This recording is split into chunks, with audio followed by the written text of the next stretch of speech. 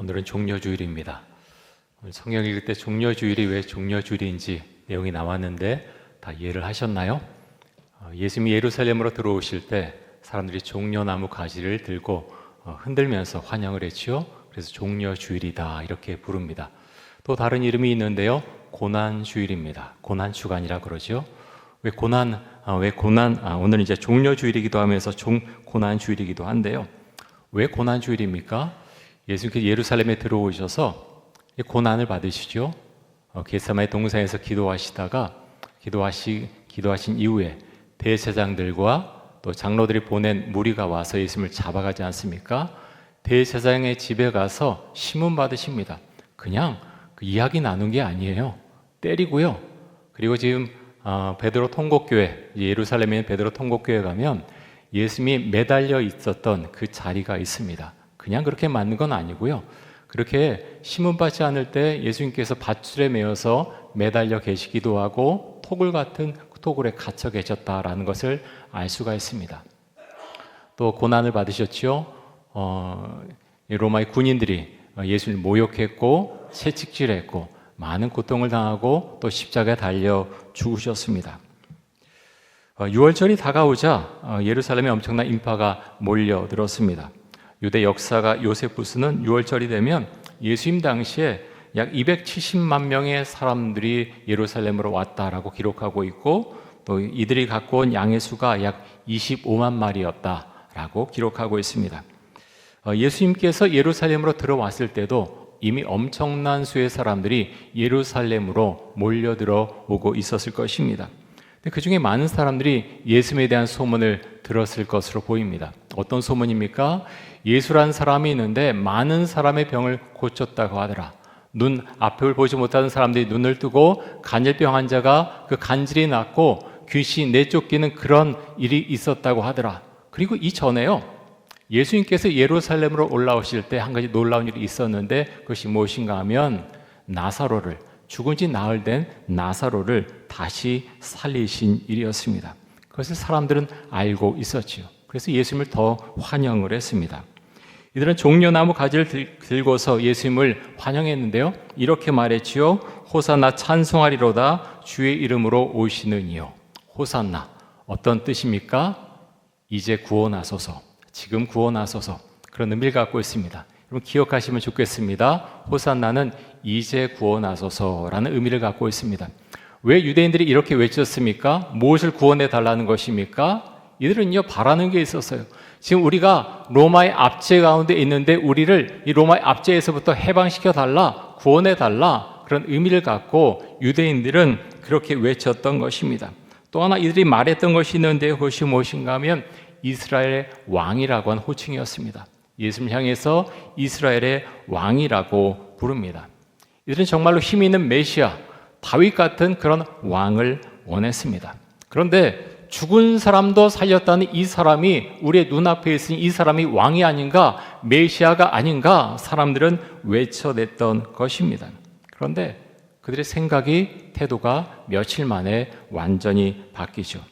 예수님께서 빌라도에게 신문을 받으시고 로마 군인들의 채찍을 맞고 골고다 언덕에서 아무 힘도 쓰지 못하고 십자가에 매달려 있을 때 사람들은 예수님을 경멸했고 예수님을 조롱했습니다.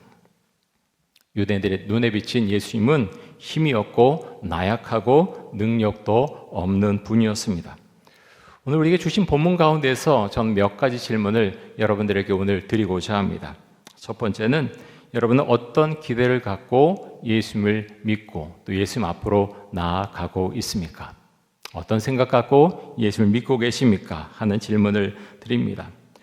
유대인들은요, 자신들이 원하는 것, 로마 제국의 자신들의 나라가 해방되기를 원해서, 그래서 호산나라고 부르면서 예수님을 맞이했습니다. 여러분 그렇죠? 우리도 어떤 소원이 있어서 예수님을 믿고 또 기도합니다. 모두가 그렇죠. 그런데 만약에 여러분이 원하는 것, 여러분의 소원, 정말 간절한 것, 그걸 예수님이 들어주지 않는다면 여러분은 예수님을 어떤 시각으로 바라보고 어떻게 평가를 하시겠습니까? 유대인들은 예수님을 경멸했습니다. 비난했습니다. 비판했습니다.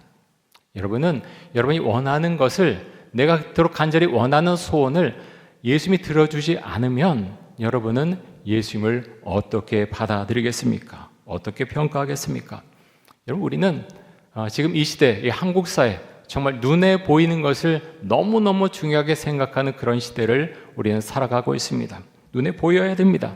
눈에 보이는 어떤 부동산, 자산, 현금 자산, 눈에 보이는 좋은 집, 좋은 자동차, 좋은 옷, 학벌, 지위, 그런 겉으로 드러나는 게 뭐가 있어야 다른 사람들의 인정을 받는 그런 사회 속에서 우리는 살아가고 있습니다. 사랑하는 성도 여러분, 여러분은 왜 예수를 믿고 따른다라고 그렇게 고백을 하고 있습니까? 현대 중에 많은 사람들은 내가 원하는 신의 모습 갖춰지지 않으면 나는 신으로 인정할 수 없어. 세상에 하나님이 어디 있느냐? 그렇게 말을 많이 합니다. 아직도 하나님을 믿는 미개한 사람들이 있느냐? 인터넷에 그런 글들 넘쳐납니다. 기준이 무엇입니까? 자기 자신이 기준입니다.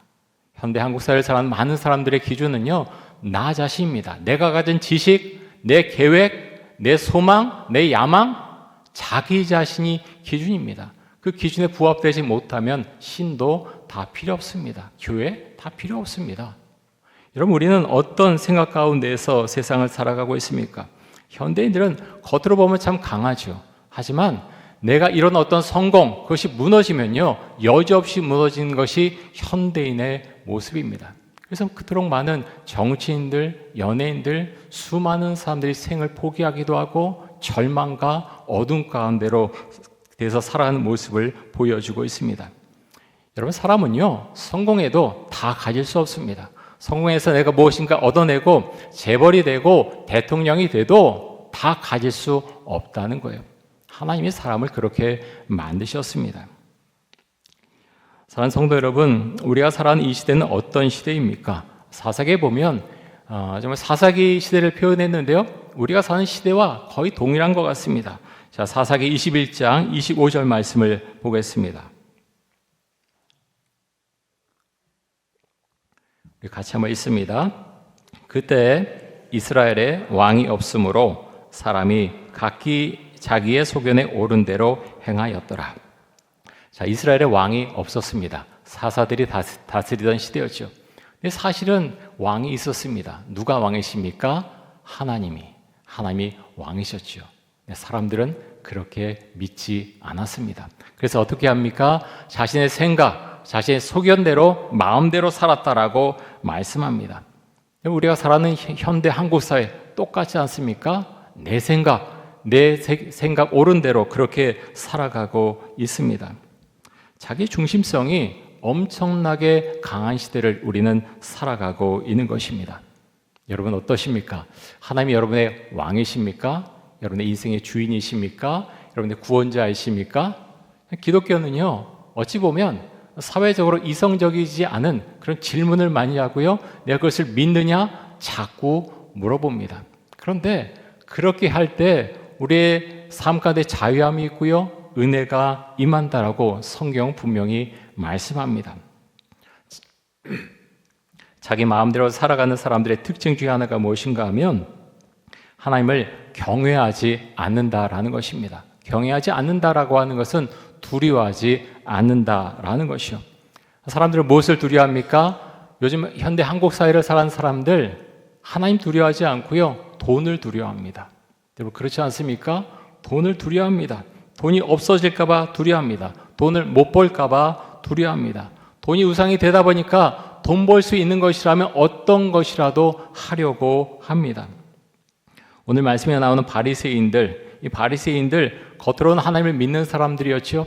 하나님께 제사 드린 사람이었고 또 613개 조항을 만들어 놓고 그것을 지키려고 했고 또 지키라고 하면서 가르쳤던 사람들이 바리새인들입니다. 그런데 그들이 무서워했던 것은요, 두려워했던 것은 하나님이 아니었습니다. 하나님을 두려워했다면 그렇게 행동할 수가 없는 거죠. 이들이 무엇을 두려워했습니까? 권력과 명예와 부를 잃어버릴까 봐 두려워했습니다. 그래서 예수님을 보려고 큰 물에 유대인들이 예수님에게 몰려들자 이들이 어떤 계획을 세웁니까? 예수님을 죽이려고 하는 계획을 세웁니다. 나사로까지 죽이려고 하죠. 나사로 때문에 예수님을 따른 사람이 많다, 이들이 그렇게 판단을 했다라는 것입니다. 사랑하는 성도 여러분, 여러분은 무엇이 두렵습니까? 어떤 것을 두려워합니까? 죽음이 두렵습니까? 아니면 병이 든 것이 두렵습니까? 나의 미래가 어떻게 될지 몰라서 두렵습니까? 두려움을 우리가 주 앞에 맡길 수 있기를 원합니다. 사람은요, 누구나 다 두려워합니다. 저도 두려움이 있습니다. 그런데 두려움이 올 때 주 앞에 기도하게 됩니다. 왜 제 마음속에 두려움이 밀려옵니까? 내 믿음에 뭔가 좀 문제가 생긴 거예요. 그래서 여러분 현대인 중에 특히 한국 사람들 중에 우울증 앓고 공황장애 앓는 분들 많이 있습니다. 왜 그렇습니까? 두렵기 때문에 그렇습니다. 상황이 두려운 거예요. 미래가 두렵습니다. 목사님들은 그런 공황장애 우울증 안 걸립니까? 걸립니다. 얼마 전에 몇 꽤 된 것 같아요. 대형교회 목사님이 공황장애를 앓았다라는 고백을 하시죠. 그래서 뭐라고 말씀하십니까? 그래서 공황장애 이기기 위해서 내가 정한 것이 있는데 일주일에 3번 정도는 꼭 운동하고 한 달에 3일은 내가 기도원에 가 있는 걸로 그분은 그렇게 공황장애를 극복했다라고 말씀합니다. 제가 잘 아는 정말 같이 목회했던 목사님 중에 공황장애 걸렸던 분이 계세요. 너무너무 착한 분이에요. 정말 천사 같은 분이에요. 목회하면서 공황장애 걸렸어요. 왜 그렇습니까? 두려움이 마음속에 밀려 들어왔기 때문에 공황장애에 걸리셨던 거죠. 그래서 여러분 누구라도 그렇게 될 수 있습니다. 그런데 저는 그런 생각합니다. 우울증 걸려서 공황장애 걸려서 그럼 비난받아야 됩니까? 당신의 믿음이 없어 그렇게 말해야 됩니까? 그게 아니고요. 예수님이었다면 그것까지도 받아주셨을 거예요. 내 마음이 힘이 들구나. 내 마음이 어렵구나. 내가 치유받기를 원한다. 예수님은 그렇게 말씀하셨을 것입니다. 그래서 우리는 주님을 믿고 따르는 것이죠. 내치지 않고요. 예수님께서 정말 그렇게 화를 내시고 심하게 꾸중하셨던 부류의 사람들은 위선적인 사람들이었습니다. 바리새인처럼 겉으로는 하나님을 믿는 척했지만 속으로는 권력과 힘을 가지고 돈을 사랑했던 그 사람들이 위선적이라고 하면서 그들을 심하게 비판을 하셨습니다. 하지만 약하고 힘들어하는 사람들, 예수님은 그 사람들을 끌어안고 가기를 원하셨죠. 사랑하는 성도 여러분, 두려워하는 것이 있습니까?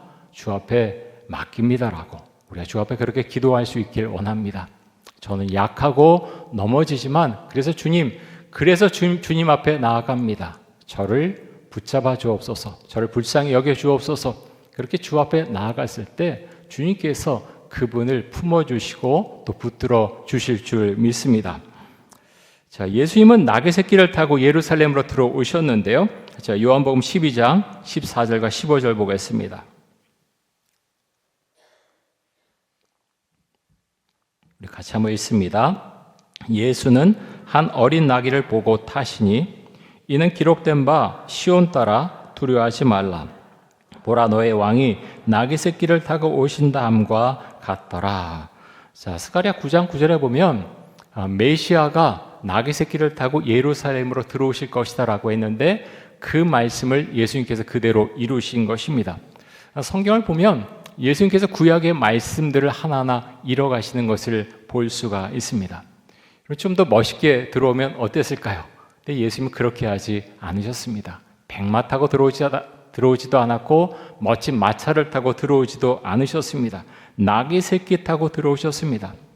여러분, 하나님의 아들이 좀 뭐라 그럴까요? 어떻게 보면 위신이 떨어지는 그런 모습 아닙니까?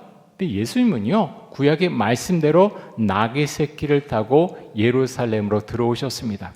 이런 모습 가운데서 예수님의 겸손함을 보게 됩니다.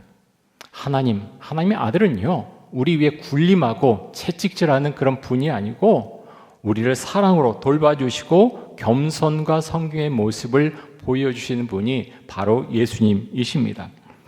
6월절에 예루살렘에 올라오신 예수님께서 제자들에게 이렇게 말씀하시는데요. 자, 요한복음 12장 24절 25절입니다. 우리 같이 한번 읽습니다. 내가 진실로 진실로 너희에게 이르노니 한 알의 밀이 땅에 떨어져 죽지 아니하면 한 알 그대로 있고 죽으면 많은 열매를 맺느니라. 자기의 생명을 사랑한 자는 잃어버릴 것이요 이 세상에서 자기의 생명을 미워하는 자는 영생하도록 보존하리라. 자, 하늘의 밀. 농사하신 분들은, 해보셨던 분들은 잘 아시겠지만 씨앗이 들어가면 그것이 죽어야 됩니다. 터져서 나와서, 그래서 올라와서 열매를 맺어야 되는 거죠. 나는 죽어도 못 터진다, 나는 못 죽겠다라고 하면 열매를 맺을 수가 없습니다. 예수님이 하늘의 밀알이 되셨습니다. 예수께서 십자가에 못 박혀 죽으셨습니다. 그래서 우리에게 구원의 은총을 내려주었습니다. 여러분, 이것이 우리 신앙의 고백이 될 수 있기를 원합니다. 또 하나 가르쳐 주시는 것은 너희의 십자가, 자기 자신의 십자가를 지고 그렇게 신앙의 길을 걸어가라라고 말씀하셨습니다. 이 구절을 우리가 잘 알고 있지만 사실은 잘 잊어버리기도 하고 그것을 자꾸 거부합니다. 나는 신앙생활에서 좀 더 교양 있게 하고 싶어, 좀 더 그렇게 멋있게 하고 싶어. 특별히 현대인들이 많이 그렇게 생각을 하죠. 그런데 성경은 우리에게 그렇게 말하지 않습니다. 너의 십자가, 자기 십자가를 지고 신앙의 길을 걸어가라고 우리에게 말씀하고 있습니다. 예수님은 6월절 성만찬 자리에서도 겸손과 섬기의 모습을 보여주셨는데요. 유대인들은 귀한 손님이 자기 집에 오면 한을 시켜서 발을 씻어주었습니다. 근데 예수님과 제자들이 어느 집에 들어가서 6월절 성만찬을 하는데 아무도 발을 씻어주지 않았습니다. 그러자 어떻게 합니까? 예수님이 음식 먹던 자리에서 일어나서 허리에 수건을 두르고 또 대야에 물을 떠와서 제자들의 발을 한 명 한 명 다 씻어 주셨습니다. 여러분, 제자들은요, 그럴 마음이 사실 전혀 없었습니다. 누가복음에 보면 제자들이 성만찬 자리에서 누가 크냐라는 그 이슈를 가지고 서로 싸웠다, 다퉜다라고 말씀합니다. 마지막 이제 예수님께서 십자가에 달리기 직전인데 제자들은요, 여전히 누가 크냐라는 그 이슈를 가지고 싸웠다, 다퉜다라는 것입니다. 여러분, 우리는 어떻습니까? 우리는 그렇지 않습니까? 한국교회는 괜찮습니까? 교회에서는 전혀 그런 모습이 없습니까? 우리 한번 생각하고 질문하고 답변해 보면 좋겠습니다. 예수님께서 제자들에게 이렇게 말씀을 하셨습니다. 자, 요한복음 13장 14절과 15절 말씀 봅니다. 우리 같이 한번 읽습니다. 내가 주와 또는 선생이 되어 너희 발을 씻었으니 너희도 서로 발을 씻어주는 것이 옳으니라. 내가 너에게 행한 것 같이 너희도 행하게 하려 하여 본을 보였노라. 아멘. 예수님이 본을 보여주셨습니다. 우리도 그렇게 행하길 원합니다. 나의 필요를 나를 필요로 하는 어떤 사람에게 가서 그 사람의 이야기를 듣고 도움을 주는 것, 그것이 우리에게 필요하겠죠. 교회에서 봉사하는 것도 필요하고 가정에서 봉사하는 것도 필요합니다. 그런 모든 것이 우리에게 필요합니다. 조그만 것이지만요, 겸손과 섬김의 모습, 누구나 그것을 할 수가 있다고 하는 거죠. 그래서 우리가 그렇게 할 수 있기 원하고요. 근데 예수님이 보여주신 가장 큰 섬김과 겸손의 모습은 십자가에서 보여주신 죽음입니다. 그 죽음만큼 큰 것이 어디 있겠습니까? 우리도 그렇게 할 수 있기 원합니다. 죽기까지는 못할지라도 내가 할 수 있는 것 조금이라도 해야 되겠다, 그 생각 가지고 교회에 오지 못한 분들 관심 갖고 전화 한번 해주시고 또 그분의 이야기를 들어주시고 교회에서 내가 할 수 있는 것들, 자그마한 것들을 내가 할 때 그것이 섬김의 모습이 될 것입니다. 마지막으로 또 하나 던지고 싶은 질문은 우리는 왜 예수님을 따르는가입니다. 자, 요한복음 말씀 봅니다. 요한복음 12장 17절에서 19절까지의 말씀 보겠습니다. 17절부터 우리 같이 한번 읽습니다. 나사로를 무덤에서 불러내어 죽은 자 가운데서 살리실 때 함께 있던 무리가 증언한지라.